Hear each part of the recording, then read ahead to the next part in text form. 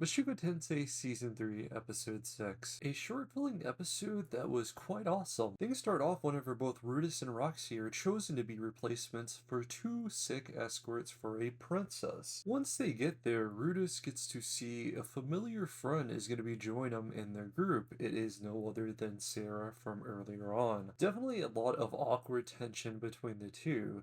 But as it kind of goes through, they are able to talk things out like adults. They've grown a lot since then. In fact, we can take it as that romance wasn't anything. I'm actually really happy with what they've done here. They've gave two characters that had some awkward dialogue. They easily could have just threw Sarah off the bus and said, well, you're never going to see her again. But they at least come here, they try to get the two characters to come to an understanding to where things feel like they're answered. Next, continuing from here, we get to the parts where Rudis is talking to his two wives about what type of women he likes.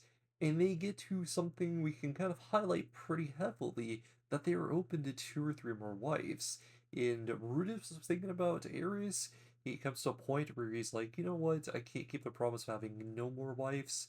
And, there is a world of possibilities here. This finally takes us to the ending of the episode, which was pretty crazy and not expected at all. We go back from the family, back to Eris and the school, and this is a huge match or ceremony of sorts, where it is Nina versus Eris for the Sword God title.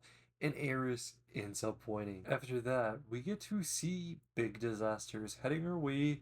Not only that, but it is the start of phase 4. With all that, I rate this episode a 9, that ending, absolute peak, and I am really interested to see what comes next. I want to know what you guys' thoughts are on Mushoku Tensei Season 3, Episode 6. Hope you guys stay safe, and until next time, peace out guys.